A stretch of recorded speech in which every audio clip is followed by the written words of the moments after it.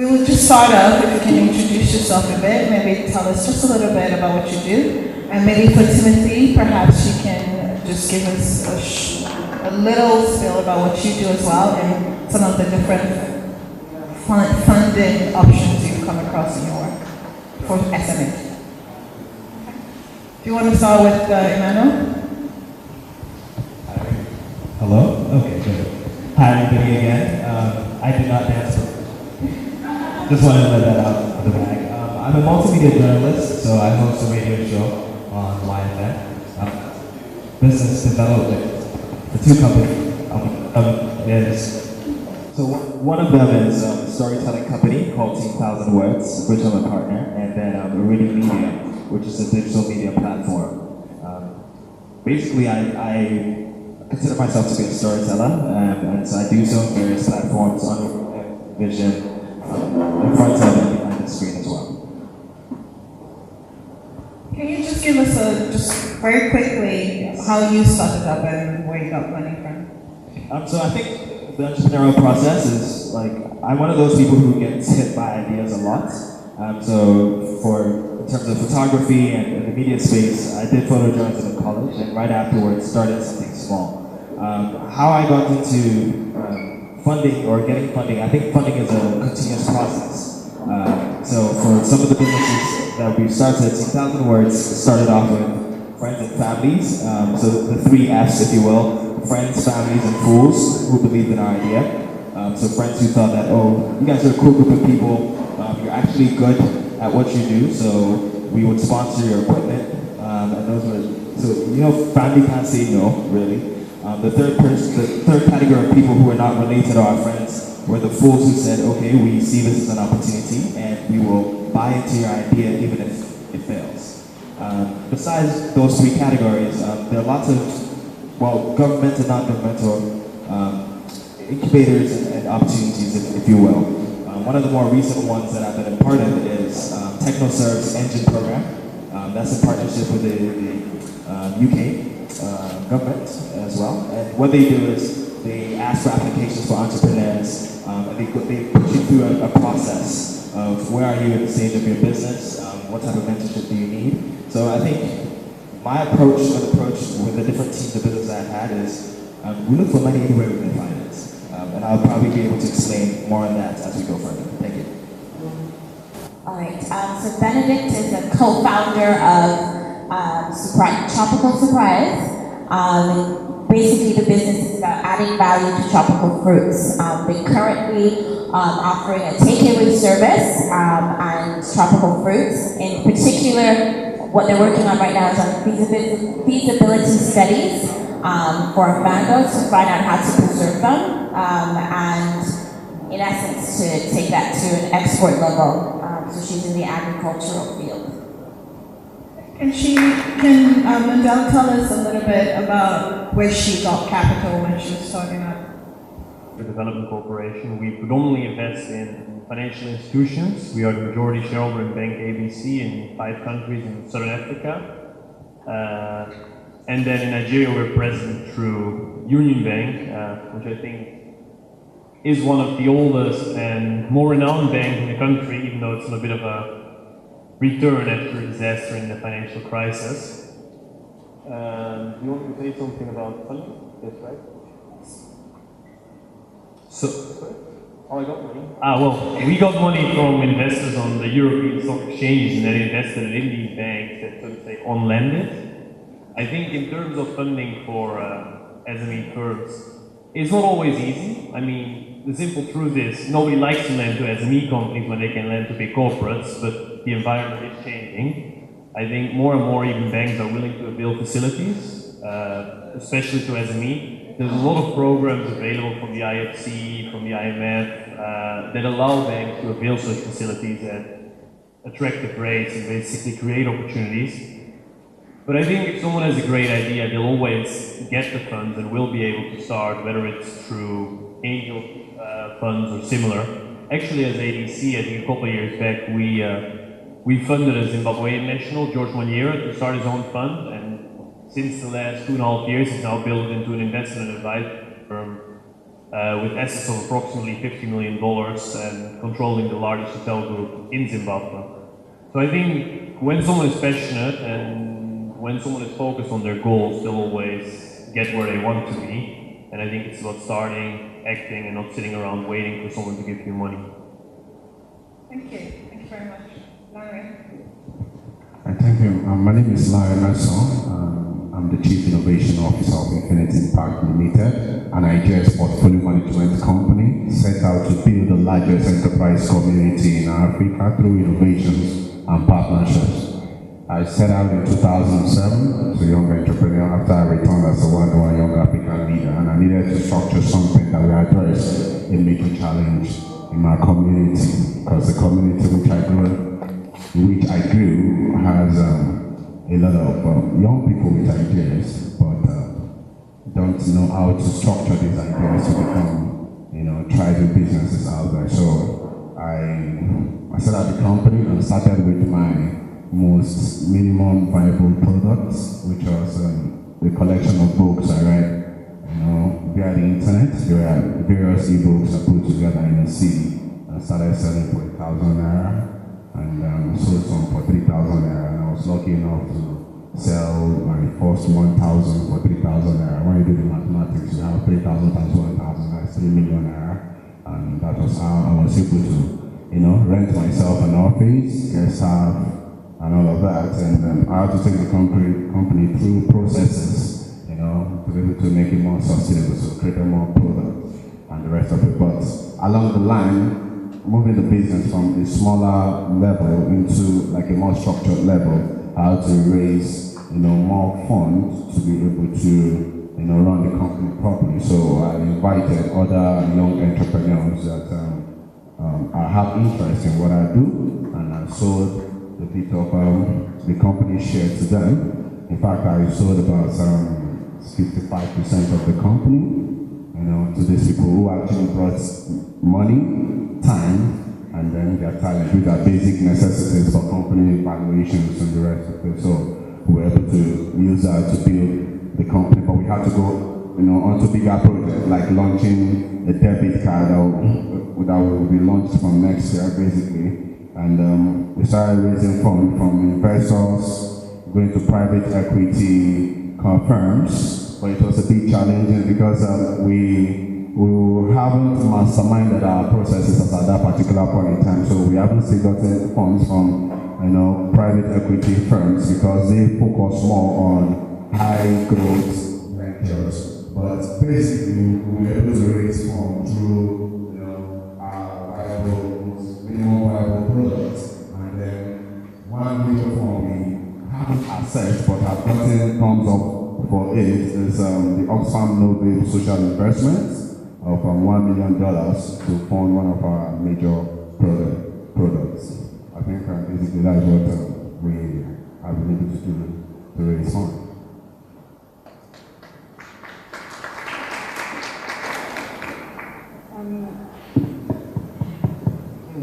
Afternoon, everyone. My name is Zamantuma Kumalo. I founded Mafumoso Investments, which is an investment company which aims to invest in businesses that are run by female African entrepreneurs, based on the premise that women, and young women in particular, are effectively Africa's underutilized resource. And we've seen so many studies that tell us, or that show the effects of educating a girl child and how that could have an effect, for example, on community and economies. And so when I founded it was really very accidental. I had a previous venture that was also very accidental and ended up becoming bigger than I'd anticipated it would be. And I realized the challenges that came with the previous venture, that funding does become an issue when you're a young entrepreneur.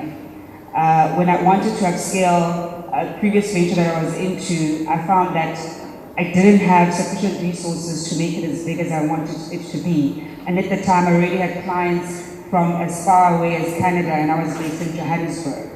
And so the idea of how do I then make sure that I get the resources that I need without effectively indebting the actual business gave birth to Mapumusa Investments. And the name Mapumusa is actually derived from a Zulu word for the firstborn girl in Zulu is Mapumasa, and that's effectively where it comes from. And what we've done is we look at businesses that are run by women, or predominantly the biggest share is in women, and we see how we can invest in them and help them upscale.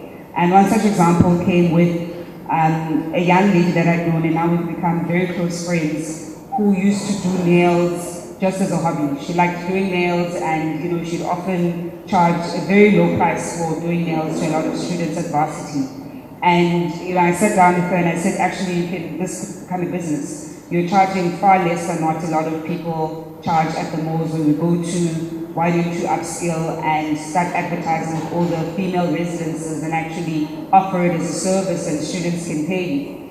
And she had an issue of how do I then actually do that? I don't have everything that the fancy salons have. How do I buy the equipment that I need and the nail polish that I need and the different colors? And we sat down and we said, how much would you need to buy at the very least a bare minimum that would make you or take your venture to the next level? And that's where the idea came about. And I said, you know what? I've got the money. I'll invest in you, and we'll see how it goes over the next few months. And her business truly has grown. I think when you begin to realize that sometimes you have entrepreneurs who have the skill, who have the means to make their ventures go to the next level, but lack funding. And I think there was a question you even asked is, which one do you actually start with first? In her instance, she turned a hobby into a business, and a viable business at that. And I think that's where people like myself, small as it is, come into the bigger picture. Thank you. Thank you. Can everybody hear me? Thank you so much. That was very interesting. You said a few things I think I want to, but Mary also mentioned something that is really important that I'm not sure that we as entrepreneurs consider all the time, and that is the issue of debt or equity when raising money. And I wanted to ask both Mandel and Emmanuel if you had thought about that in terms of raising capital through either equity in your business, and if you would advise that for entrepreneurs or people who are thinking of starting out.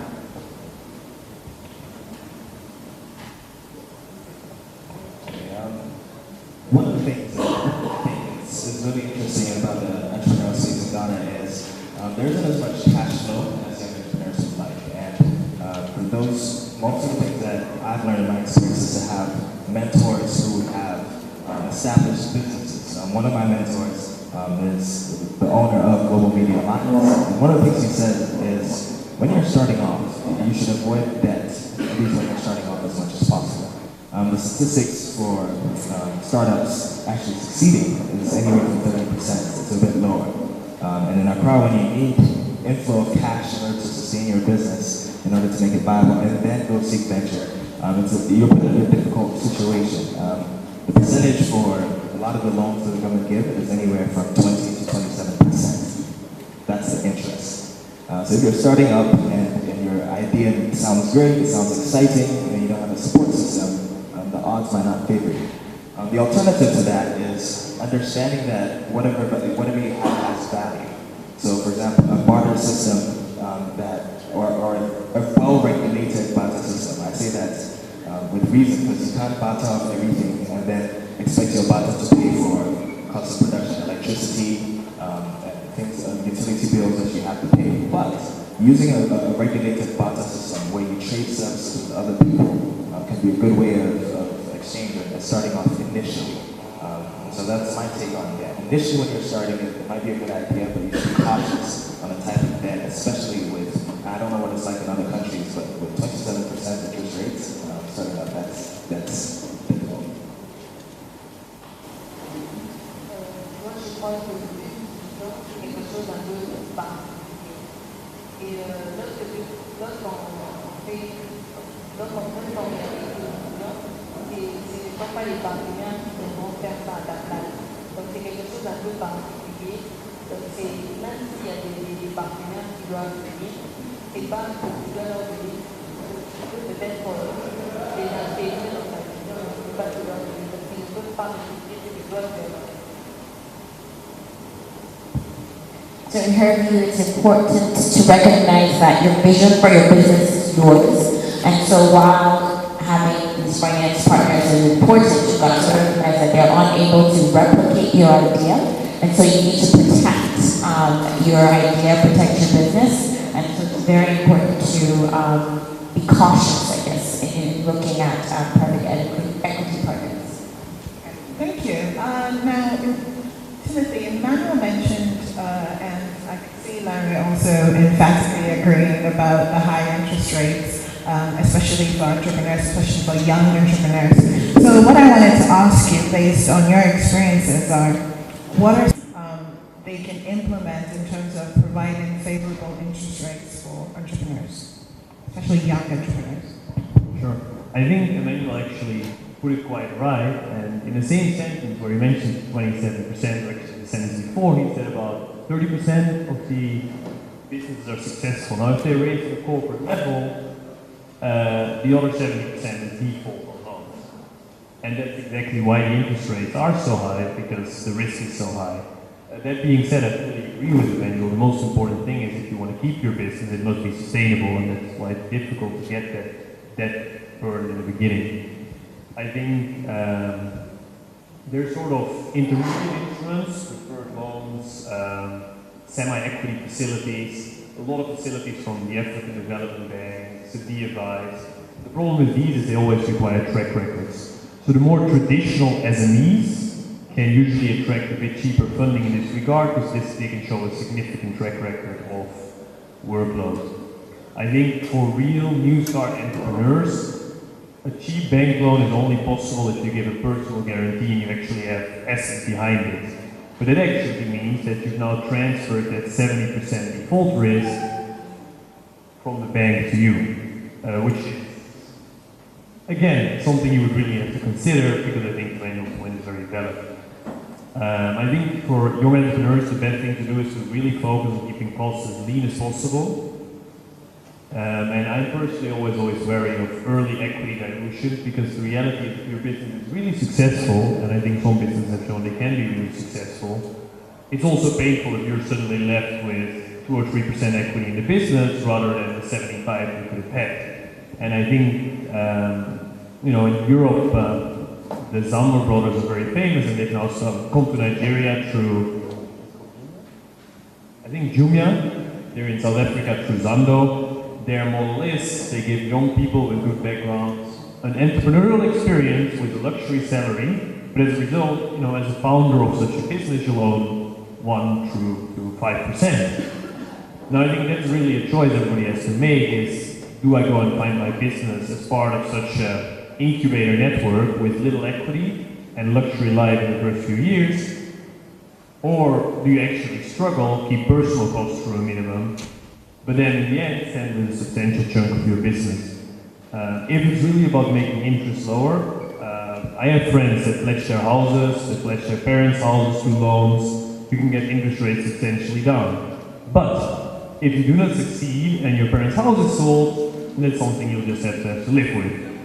I fear it's really also difficult for banks or anything about it because they can't go and lose money on SMEs. And as it is, actually, young entrepreneurs and SMEs, despite 27% interest, it's a customer group that's about the least profitable of all the other groups because they... The people that you're working with, and in my example, having to work with women. And for me, that's particularly important because of the effect I understand that will have not just on the entrepreneur or the clients that they serve, but effectively their families and their children, their children's children. So it becomes important that entrepreneurs that you're working with, and even people genuinely that you come into contact with in the business world, and you know that they may not have financial skills that are on par with yourselves, you expose them to those. So the joy of being in Johannesburg is that there are quite a number of different workshops or incubations that run through workshops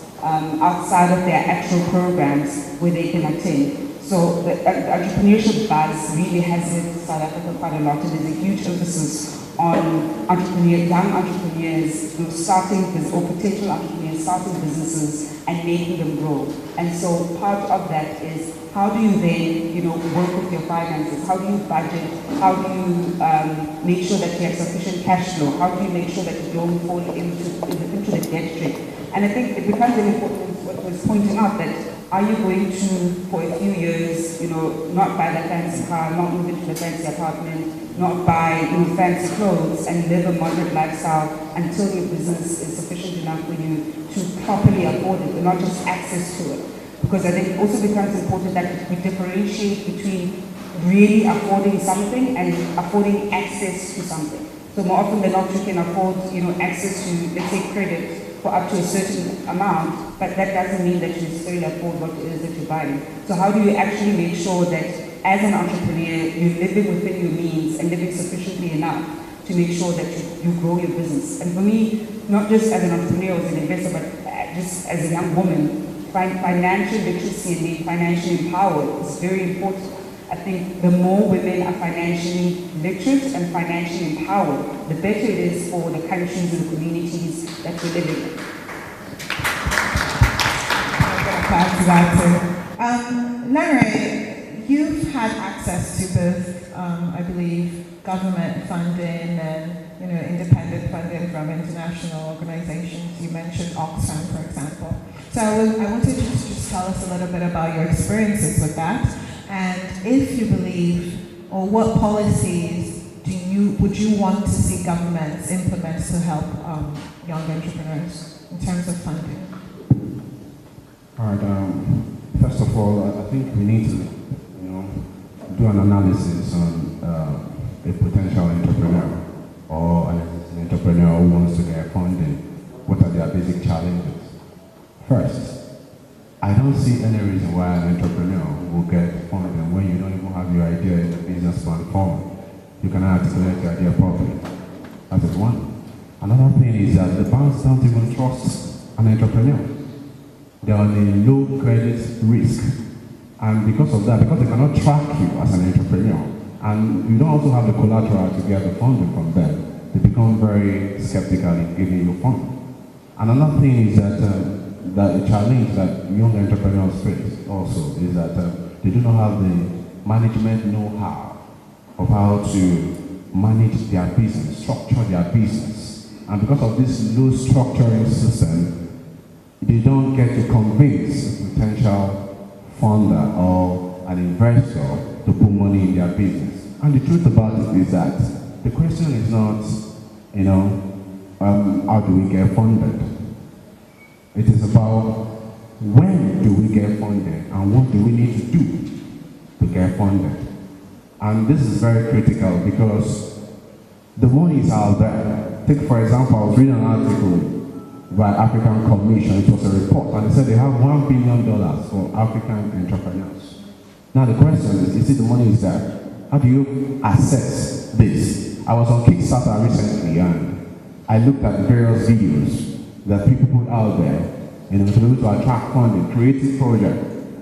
Now, some people don't even know how to sell their ideas, and that is another challenge. Kiva.org. Through technology, people are getting funded. You understand? Kiva.org gives micro credit to people. And guess what? People all over the world contribute this money for smaller businesses to get out there. So the money is there. But how to attract this money is a challenge. So you have to put yourself in a level of preparedness for this fund to be, adopted. To be attracted. But for me, my experience as a young entrepreneur, and as an idea strategist, is that I've been able to work successfully with about 100 small businesses, and I've raised about $500,000 for them in startup capital. But the key thing is it wasn't really very easy. It's a Herculean task. Okay. That can really be very frustrating. But how do we get this funding for them? You have to be able to first of all start with the people you know to get this funding. Your family, your personal savings, folks around you, like he mentioned, and people that can can also contribute. But if you don't even get to convince them, how do you get this funding for them? Now, for example, with one of my projects, we created an ecosystem where we brought key people in our community who have money, and we call it the Collaborative Enterprise Project, CEP. Now, we brought these people under this project and say that we have got entrepreneurs that we can actually invest in, but we can help them put the business plan together and also take them through trainings to be able to access funding from you. So what they do is that they transfer the money to us directly, and we take this money and put into young people's businesses. And over time, we watch this business grow. Also empower these young entrepreneurs to be able to run their businesses properly, to be able to attract, to be able to deliver on the fund that has been put into this business. And that's how we've been able to work with about 100 of them. Take, for example, a business that we invested 500,000 naira in 2012 is now worth about 2.8 million naira as of today. For me, that is good, and they employed at least 5 people. So you can see the chain reaction. So the fund is actually out there, but we just need some sort of sustainability in financial inclusion strategies that will make young people understand that, you see, getting the money is not the problem, but positioning yourself to be able to get this money is key. And you also have to be able to explore opportunities out there using technology as a basement, talking to as many people as possible, and then also I warned you in the beginning that he was quite passionate, and I'm sure he has a lot to say. I just want to give the mic to him. I think he has something that he wants to share as well. Really quickly, I think the question was, what can the government do in order to sponsor? Very briefly. A lot of things that come up. One is the registration process. I don't know what it's like in Nigeria, but the process should be streamlined, and the process where you want to start a business, what you need, it should be very simple for most people to read. Another is also internet connectivity and a unified payment system. Most of us talk about frustration, and I know that some of the entrepreneurs that are proud, for example, we see them with Abuja, which is an enterprise that speaks online. Part of the issue is if I'm anywhere in the world and I want to get these products, I should have an easy way of paying for it. I can have it outside. But we have our mobile services, we have our telecom where you can share money, but we don't have a unified, very secure way of purchasing it. So that kills with someone else here. So that's Thank you so much. We've had such a good discussion. Thank you. I just want to take just maybe 2 questions from the audience. Okay, from Egypt, from Izzat.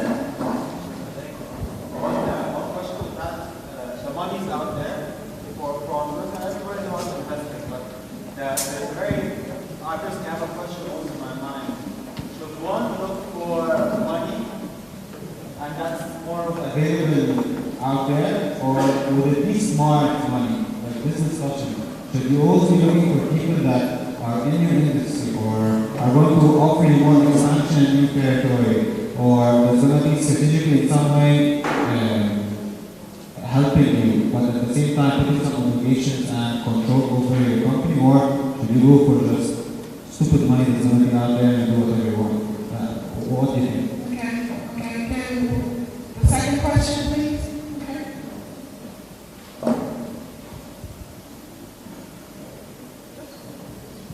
Thank you. I'm Dirama from Bamako, Mali. I have a question for Benedict. You said that you were planning to export your products. Where do you want to sell them and why? Okay, I'm going to take just one more question. The lady in the back next to Jacka. In the back.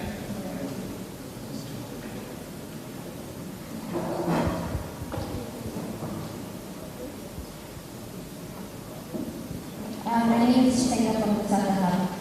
So my question from all of you and for everybody in this room is, how can we get Africans to be more eager about investing in other Africans?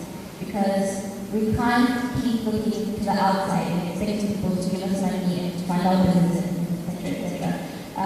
I feel that if we really believe in, if I believe in the person standing next to me, and if I have money, why can't I put money into her business?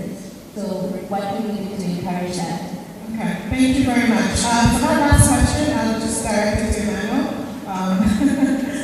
for a quick answer. I think it's happening at different levels. It's not happening as much as we would like. One of the things that probably people throw around is your network is your net worth, right? So for a lot of us, we look to the people around us how we can get money, so my friends.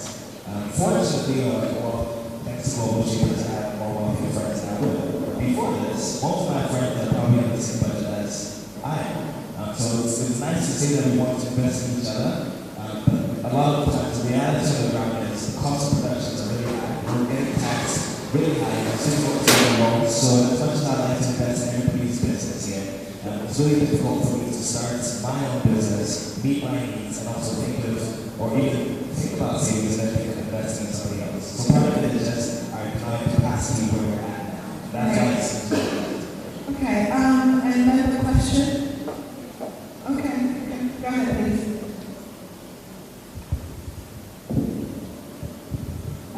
I'll answer your question. I think the two aren't mutually exclusive. I don't think as an entrepreneur, you necessarily just want money as it is, or you necessarily go out for people who will have equity in your company and a huge chunk of it and you have the money. It really does differ from business to business, I think, and also from person to person. So you can't give one-sided answer and say all entrepreneurs must just want money and then make a business run, or go with a big venture capitalists who pump in a lot of money into your business and have the money. And part of, I suppose, the beauty of entrepreneurship is that it is that dynamic. There isn't a become a success. So one-sided answer will never actually be the way it is. And I think to Sena's question, we're actually out of time. Yes, unfortunately. But this is a very spirited discussion, and I'm sure you can just ask them one-on-one later on. So thank you very much to all the panelists. And yes, no, we can't take that question anymore, but I'll encourage you to talk to each other during the next break we have. Thank you very much. A big round of applause.